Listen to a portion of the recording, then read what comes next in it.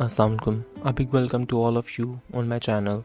NUST is one of the prestigious university of Pakistan and most of the students dream to study in it. But many brilliant students are unable to pursue their degrees because of financial crisis. Being one of the reputable institute, NUST offer its brilliant student and needy students a lot of scholarship. In this video, I will tell you about these scholarships and I have divided this video in two parts. In this part, I will tell you about those scholarships only that are provided by NUST itself, and in next part I will tell you about the scholarships that are present in NUST but you have to apply for them individually. ठीक है, so let's start this video. इसमें we will discuss two points mainly. One is need based scholarships and second is merit based scholarships. और merit based scholarships जो हैं वो UG students के लिए भी हम देख लेते हैं और PG स्टूडेंट्स के लिए भी. So first of all need based scholarships हैं हमारे पास. सो नीड बेस्ड स्कॉलरशिप्स उन डिजर्विंग स्टूडेंट्स के लिए होती हैं कि जिन्होंने अपना NET क्लियर कर लिया होता है और NUST में एडमिशन सिक्योर कर लेते हैं, बट उनके फाइनेंशियल कंडीशन ऐसी नहीं होती कि वो NUST की फ़ी अफोर्ड कर सकें. सो ऐसे स्टूडेंट्स को जो NUST है वो नीड बेस्ड स्कॉलरशिप देती है.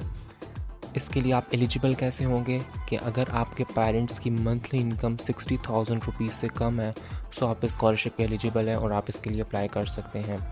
ठीक है, और ये स्कॉलरशिप है किस तरह की? ये स्कॉलरशिप अब आपके फाइनेंशियल कंडीशंस पे डिपेंड करती है. NUST सब चीज़ों को एनालाइज करेगा और उसके बाद वो देखेगा कि आपको पार्शियल स्कॉलरशिप देनी है 50%, 100% स्कॉलरशिप देनी है या 100% स्कॉलरशिप प्लस स्टाइपेंड जो कि आपके हॉस्टल अलाउंसेस को और आपके जो स्टेशनरी एक्सपेंसेस हैं उनको कवर करता है.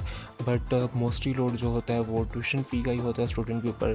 सो इसमें आपको काफ़ी ज़्यादा रिलीफ मिल जाता है अगर आपको स्कॉलरशिप मिल जाती है तो. सो आपको स्कॉलरशिप के लिए अप्लाई कब करना है और आपको मिलेगी कब? पहले तो आपको NUST में एडमिशन लेना पड़ता था और उसके बाद अप्लाई करना पड़ता था, बट पिछले 1-2 सालों से ठीक है आप जब अपने NET की रजिस्ट्रेशन करवाते हैं तो उसी वक्त वहाँ पे एक चेक बॉक्स अपीयर हो रहा होता है कि आपको NET की स्कॉलरशिप के लिए अप्लाई करना है नहीं करना.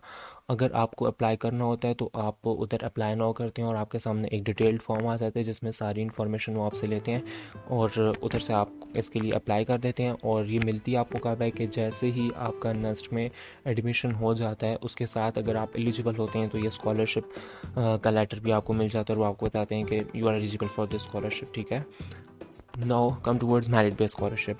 मेरिट बेस्ड स्कॉलरशिप अगर UG स्टूडेंट्स की बात करें सो आई थिंक 2018 तक और इससे पहले तक जो 100 मेरिट पोजीशन के स्टूडेंट होते थे, टॉप 100 मेरिट पोजीशन, उनका फर्स्ट सेमेस्टर फ्री होता था. बट अब ऐसा नहीं होता. और मेरिट पोजीशन कैसे बनती है? Like if a student top the merit list, उससे ज़्यादा मेरिट नंबर हैं, ठीक है, और एग्रीगेट, सो उसकी मेरिट पोजीशन 1 है, देन उसका जिससे कम है उसकी मेरिट पोजीशन 2 होगी. इस तरह से टॉप 100 जो थे उनका फर्स्ट सेमेस्टर फ्री होता था.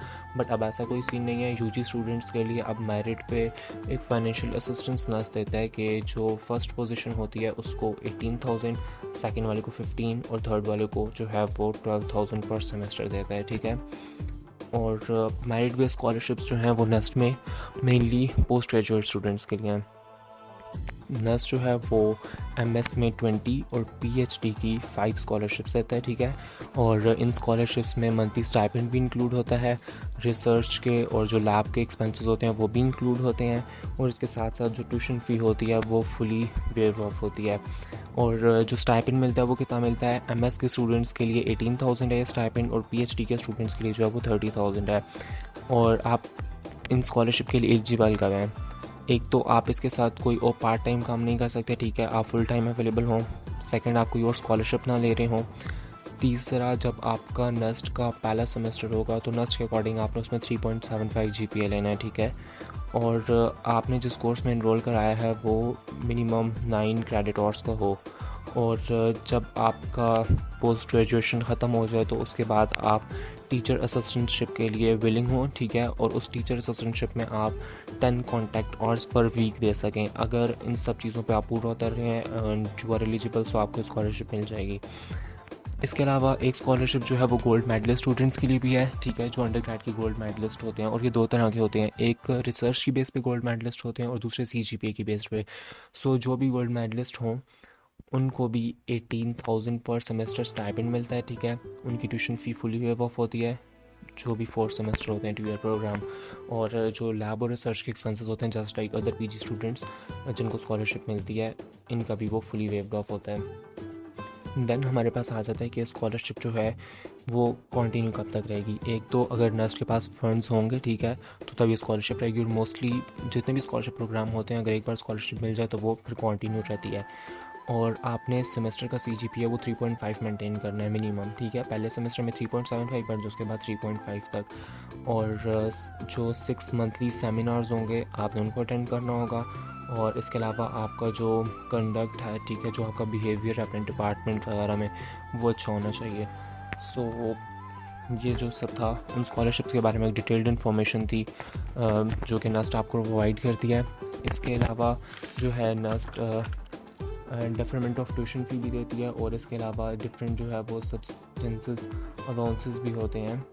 तो इनके बारे में और जो दूसरी स्कॉलरशिप नस्ट में अवेलेबल हैं उनके बारे में मैं नेक्स्ट पार्ट में बात करूँगा, ठीक है। So for now thank you for watching this video and do like and comment. Best of luck. अल्लाह हाफ़िज़।